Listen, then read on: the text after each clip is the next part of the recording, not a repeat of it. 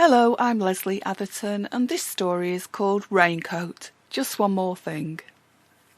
As soon as he'd seen that scruffy Macintosh displayed in the charity shop window, the beginnings of a plan began whirling round his head. The Mac was crumpled, and it had seen better days, but its possibilities were endless. He laughed out loud. It had been a long time since he'd done that. Yes, Matthew was inspired. He was also late, not good. Irina was a stickler for good timekeeping in the office. Half his age and half his size, she could still floor him with her disapproving stares. The fact that he was her boss mattered not at all. He'd better get a move on. All through the afternoon, Matthew was in fine spirits. How he hoped the Mac would still be there when he finished at work. Should he leave early just to make sure?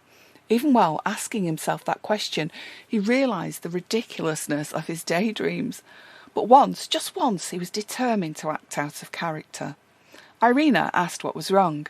He decided on the truth. She was his personal assistant, after all.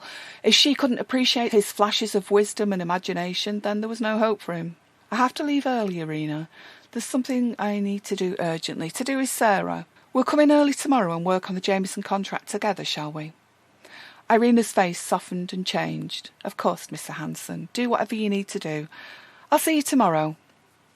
And Matthew left the office early for the first time in as long as he could remember. Increasing his pace down the office stairs, he almost tripped up in his excitement. It was a 10-minute walk to the charity shop. He ran the distance in just short of 3 minutes. Today was truly a day of firsts. Laughing, leaving work, and running. Something was changing in him. That slightly stained and character-filled Macintosh was working some kind of magic. He arrived at the shop just as it was closing. "Please," he shouted through the glass. "Please, I just need to buy something. I'll only be a minute." The matronly manager decided he looked harmless enough, if a little eccentric, and let him in. "What did you want, lovey?" He pointed out the Mac. She laughed. Clearly something about that Mac brightened people's days. "Sorry, lovey," she said, with real regret. "The boss says that if it's in the window we can't get it out for another 3 days. I'll reserve it for you, though. £4 it is. Can you manage that?" Matthew graciously smiled. "I think I can manage that, yes. I'll call in on Friday then, OK?" She attached a small pink piece of paper to the lapel with a pin. The paper read, "Sold, collect Friday." Matthew left her to do the cashing up, disappointed but able to tolerate the wait. It would give him time to relish the planning. Sarah would be laughing all the way down to her cold little toes when she saw what he'd been up to. Friday was a very long time coming, but as soon as the charity shop opened, there he was, waiting. "Gosh, you're keen," laughed the manager as she unfastened the coat and readied the mannequin for its replacement, a flashy 1980s-style shirt. He laughed back. She looked concerned. "I'm not sure it's the right size for you. It looks quite big, and the arms are an odd shape." Even better, he thought. Even better. All the way to work, he kept checking inside the bag and chuckling to himself.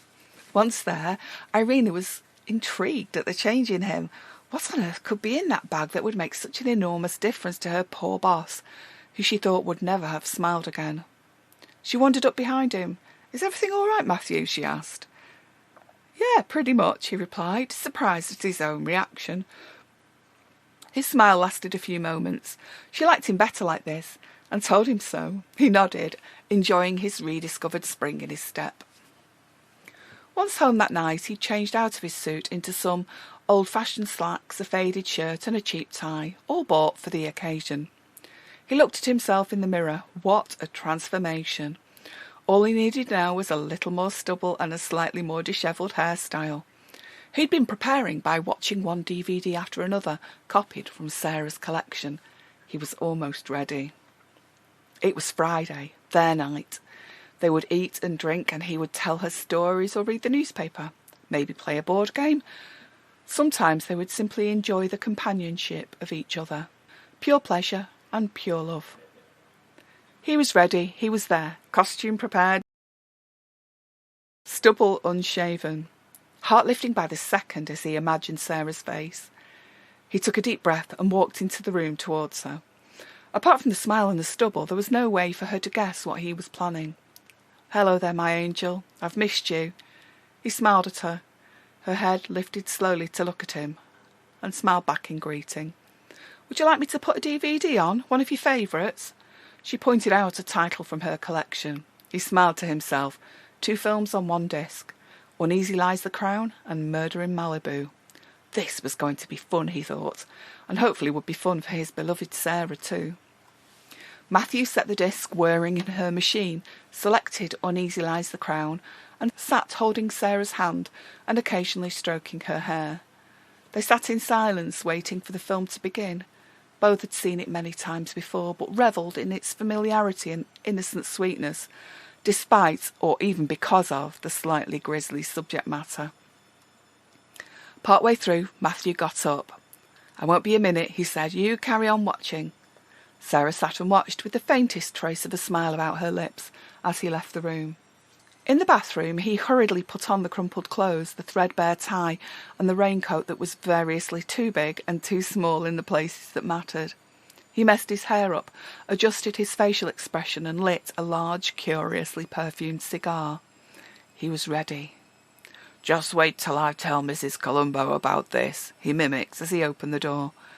Sarah stared at him with the biggest grin ever. He scratched his head. "You know, madam, there are some things I just don't understand about this case. Like, why was the car in neutral? And why did a perfectly healthy man have a heart attack and plunge to his death? And why you can't speak to me anymore. Please speak to me." It was heartfelt. Sarah grinned weakly, obviously trying to articulate words which wouldn't come. He took a big puff of his cigar and the smoke filled their room as he scratched his head in much the same way that Lieutenant Columbo did. Sarah couldn't take her eyes off him. Their eyes locked as he walked over to her, laughing. "Did you like the trick, my angel? I saw the coat and couldn't resist it." They hugged tightly and happily. Again, Sarah opened her mouth to talk, but the door burst open as she struggled. "Mr. Hanson, a cigar in here. Put it out immediately. You're more than aware of the rules. You could be doing serious damage to the health of our patients, not to mention your own. This is disgraceful behaviour and I—" The nurse's voice tailed off as she realised how different Matthew looked from how he had been every visiting time for the last 6 years. "What on earth are you doing?" And then she worked it all out. "Oh, Sarah, it's Columbo. Matthew's been Columbo for you." Still, she suddenly regained her composure. "Still, the cigar gets put out and the window opens. I don't know what you were thinking of." She wiped a small tear from falling down her cheek. Matthew ignored her fussing and her mock strictness. His eyes were firmly on Sarah, his stepmother from the age of 2, the only mother he could remember, the only person who had ever given him what he needed. Shared confidences, shared memories, and shared joy. Now the only joys in Sarah's life were her 50-something stepson Matthew and a little Italian-American detective called Lieutenant Columbo, with his scruffy beige raincoat, his cigar, and his formulaic stock phrases that they both knew by heart. Sarah had given him more than anyone else ever had. She'd supported him through the far too early loss of their beloved husband and father, through university, his wedding, his devastating divorce, and the birth of his children, her adored grandchildren. And this lady, this wonderful lady, was now opening her mouth to speak. She hadn't spoken in months, other than muttered, uncleared phrases in her more lucid moments. Her health was deteriorating rapidly, and so was her ability to communicate. The nurse took the cigar from Matthew and began to extinguish it in the corner sink. "No," came a frail, elderly voice from amongst the pillows. "Here, bring it here." "Sarah!" Matthew almost shouted. "Hello, my angel, you spoke! Oh my God, you spoke! Give her the cigar, nurse, please, just this once." The nurse dripped a little tap water over the glowing end, which sizzled, then blackened, and she took it over to Sarah, shivering under the pristine white sheets. "No dropping ash now, nurse," laughed Matthew. Sarah reached out with her bony right hand and took the cigar, lifting it to her face and smelling the familiar scent. "Your dad," she said, voice tailing off. She was right.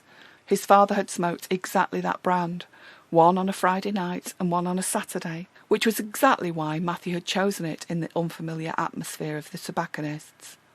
By now both the nurse and Matthew were by the bedside, holding Sarah's hands expectantly, holding and caressing the frail hands of this determined but very ill 96-year-old woman who had spent a lifetime in caring, loving and sacrifice. She was struggling to move her lips, watching her take a sip of water. "What is it, Sarah?" asked Matthew, with love. Sarah carefully placed the cigar in her mouth, and with a wicked smile not seen for many years, she whispered her final, carefully chosen words, while the tears fell from Matthew's eyes onto her paper-thin skin. She spoke clearly. "Just one more thing, sir," she croaked with delight, as her eyes closed, and the cigar fell onto the crisp white sheet covering her.